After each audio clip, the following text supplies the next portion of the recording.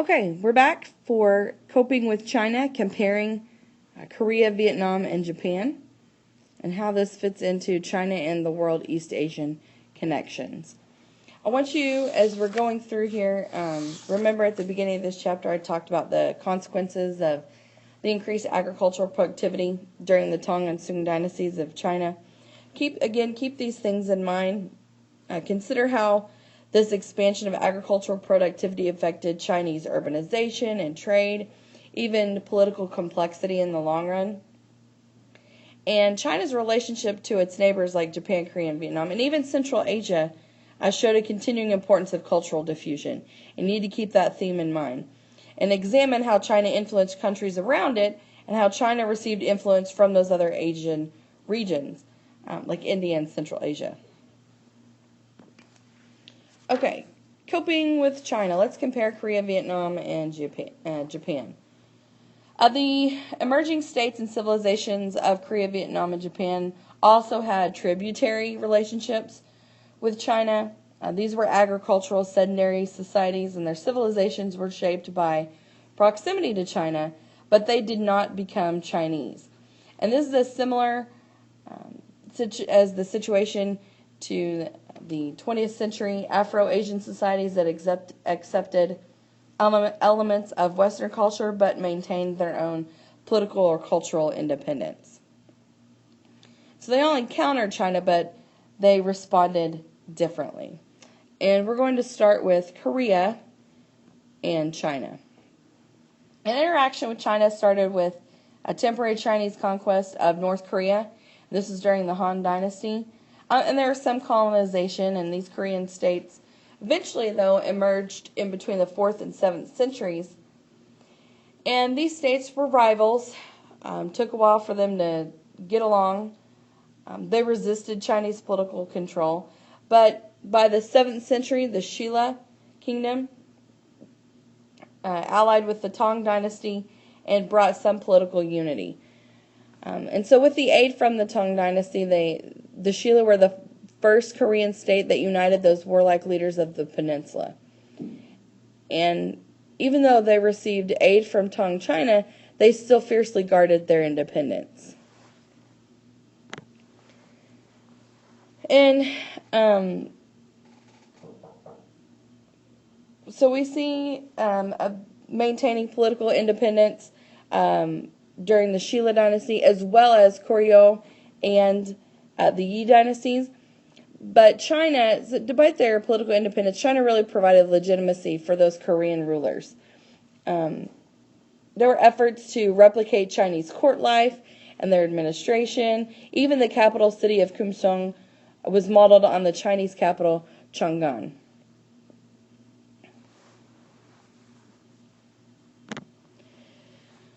However, we see an acceptance of a lot of Chinese culture. Chinese luxury goods, scholarship, religious influence. The new Korean state did agree to be a tribute state, and they even sent many students to China to study the Confucian classics. Later, the Confucian schools were developed in Korea, and there's a very orthodox interpretation of Confucianism that led to serious restrictions on women, especially after 1300. And that's a direct link to the influence of Confucian patriarchy. Now, although of the heavy influence of Chinese culture, Korea remained distinct. There was still a distinct Korean culture. There's a strong Sinitic influence, or Chinese influence, on the Korean elite. But that really made little way down to the poor Korean peasants. They lived in serf-like conditions, and the elite even maintained their language and culture and developed a phonetic alphabet rather than using Chinese characters, and that's called Hangul. And I think that was about the 1400s or so. But Buddhism moved beyond the Korean elite. Even the examination system for bureaucrats never became as prominent as it was in China.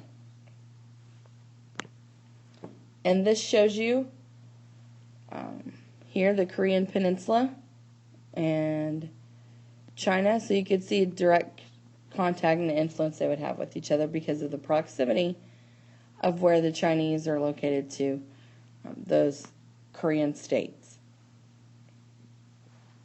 All right, let's look at Vietnam and China.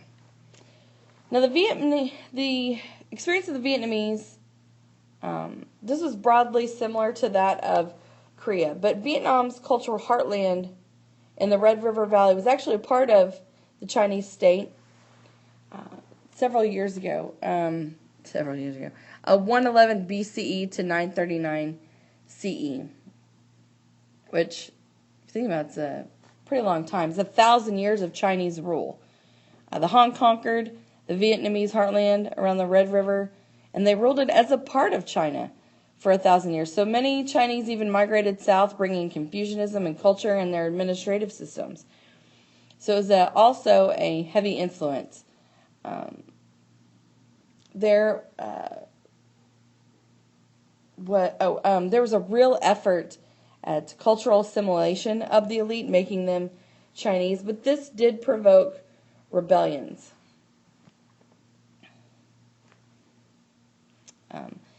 And while independence was won from a rebellion, the new Vietnamese state did become a tribute state of China and used the Chinese systems and symbols in how they set everything up. So they adopted a lot of Chinese politics and government styles. The examination system was even practiced, and that helped undermine some of the established aristocratic families. And the elite was really committed to this idea of Chinese culture, Sinicization. Right there. So this is, but there was a lot of Vietnamese cultural aspects that remained. Language, the cockfighting, the betel nuts, greater roles for women. They kept their nature goddess and even a female Buddha in popular belief.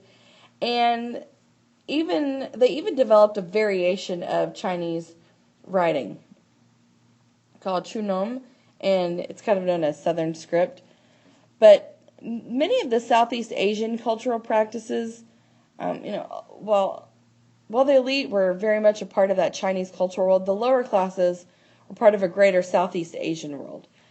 So a lot of the Chinese culture didn't trickle down past the elite, just like in Korea. But they did enjoy some things that were rather different, especially the greater freedoms for women. And here's the map that shows you Vietnam and as they migrated south. And this looks like present-day Vietnam. And China is just right up here in the north, and you can see some of the other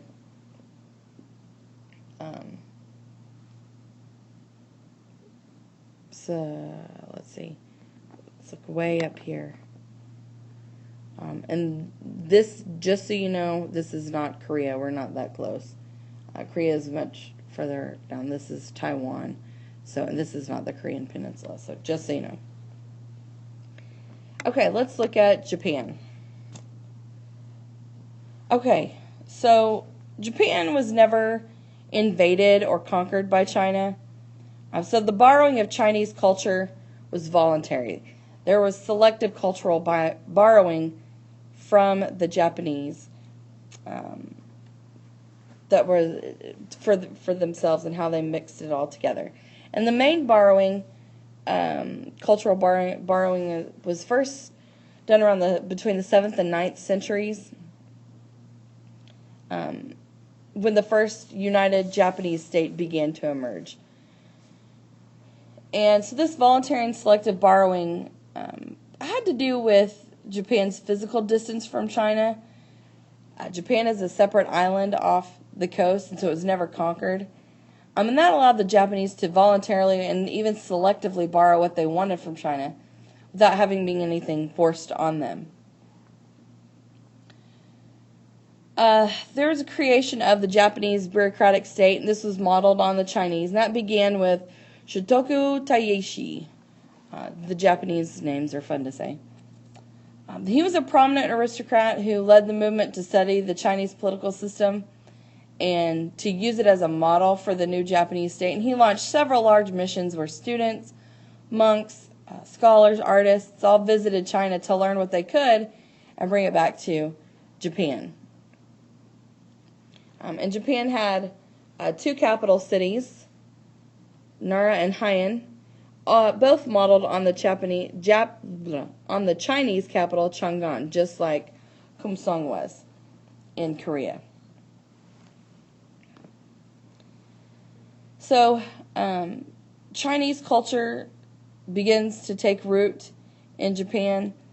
Several schools of Chinese Buddhism are built: art, architecture, education, medicine, even religious views, and a Chinese writing system.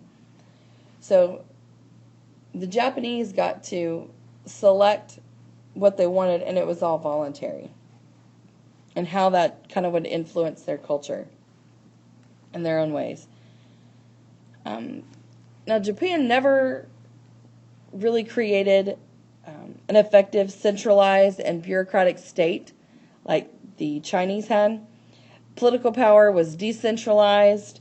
Local authorities developed their own military forces called the samurai. It's kind of a similar idea to the lord of a manor or a castle, and he has knights that fight for him.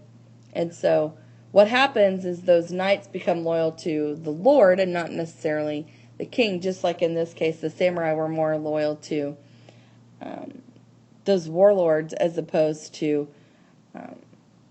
a central authority. So this is a decentralized state. And there was some religious distinctiveness. Buddhism never really replaced the native belief system that already existed in Japan. That's the way of the kami, or sacred spirits, and it later became Shinto. And Shinto is still around now. So Buddhism never replaced Shintoism.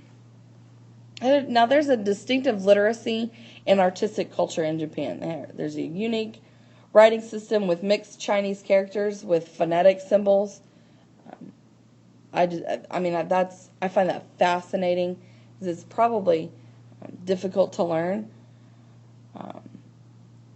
And I know that most Asian religions, a symbol usually represents a word as opposed to a sound. So to have some phonetic symbols in an Asian language is incredible. We see also the early development of tanka, that's stylized poetry, and a highly refined aesthetic court culture, especially during the Heian period. Elite women escaped most of the Confucian oppression that the Korean women had to deal with. So compared to the Korean women, the Japanese elite women enjoyed much more freedom. Property rights, divorce regulations were much more favorable. And it might be because the Japanese studied China during the more liberal Tang dynasty period. And that's entirely possible. But there were many great works of literature written by elite Japanese women, especially during the Heian period. And here's your picture of Japan. All these islands. And here's China. And then here's Korea, what I was talking about earlier. And if you'll notice up here on this global map, Vietnam is way down over here. So it's kind of the lone wolf out there all on its own. These are a lot closer to each other. But you can see because of geographical challenges that the Chinese would have to face in trying to conquer Japan, it never happened. Even the Mongols tried a couple of times and were unsuccessful. And that sums up Section 3.